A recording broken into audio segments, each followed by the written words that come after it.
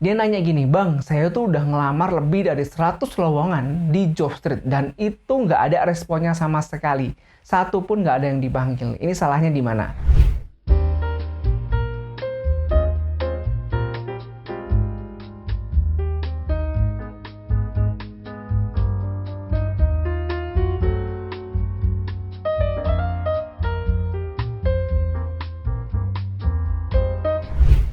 Halo, welcome back to my YouTube channel. Terima kasih nih buat kamu yang baru pertama kali ngunjungin channel ini.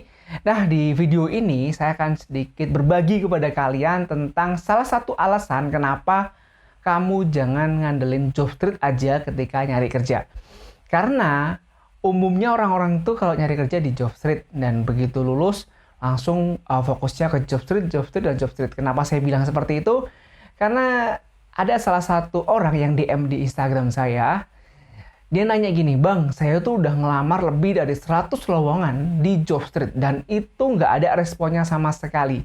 Satu pun nggak ada yang dipanggil. Ini salahnya di mana?" Satu pertanyaan yang saya ajukan ke orang itu, saya tuh cuma nanya gini, "Kamu ngelamar selain di Jobstreet di mana aja?" Gitu. Dia bilang, "Di Jobstreet doang, Bang. Emang ada tempat ngelamar lain ya? Yang lain susah sih." Gitu. Akhirnya saya cuma bilang gini, "Kalau kamu nyari kerja, Jobstreet adalah salah satu opsi yang bisa kamu pakai untuk mencari info lowongan kerja. Tetapi jangan cuma di Jobstreet doang. Banyak sekali portal karir yang lain yang itu berisi lowongan yang memungkinkan kamu lebih dapat peluang untuk dipanggil daripada Jobstreet. Karena secara pribadi nih ya, ini pendapat pribadi saya, Jobstreet itu lebih ke vakansi yang pasif, dalam arti kadang kamu bisa dipanggil, kadang enggak. Bahkan ketika ada satu lowongan yang dipanggil cuma mungkin 1-2 orang lah.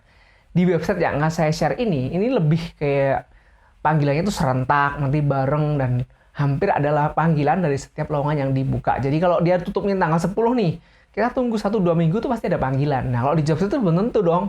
Walaupun ada juga yang seperti itu. Tapi ya namanya tadi, Jobstreet bisa jadi satu pilihan, tetapi saya sarankan jangan cuma pakai Jobstreet.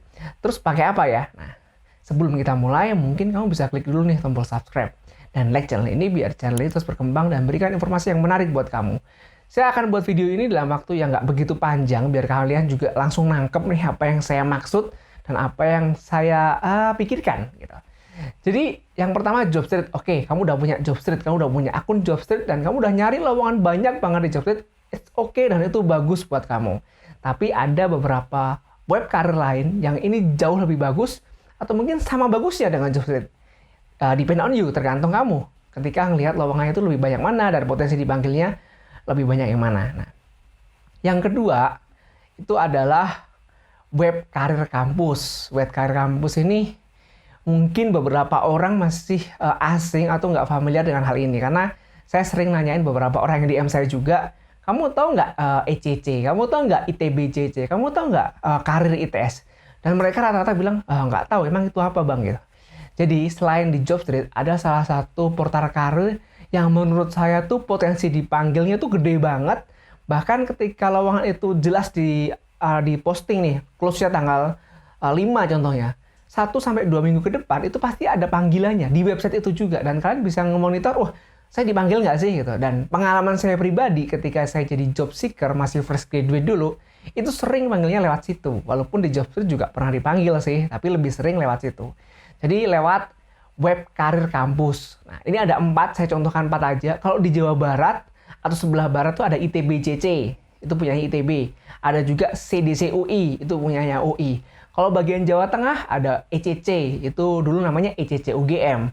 Sekarang ECC doang. Ada juga CDC UNS, ada juga CDC Undip. Ini udah 5 nih. Nah, Jawa Timur itu ada karir ITS. Terus ada juga di JPC Polinema. Terus ada JPC Brawijaya. Nah, segini nih, ada 8. Lumayan cukup banyak. Tapi yang paling sering dulu update lowongan sampai sekarang menurut saya itu kalau Jawa sebelah barat itu ITBCC, yang tengah itu ECC UGM, yang timur itu karir ITS. Jadi itu banyak banget lowongan yang tersedia dan kalau boleh saya bilang sih hampir panggilannya tuh nggak jauh-jauh dari hari penutupannya.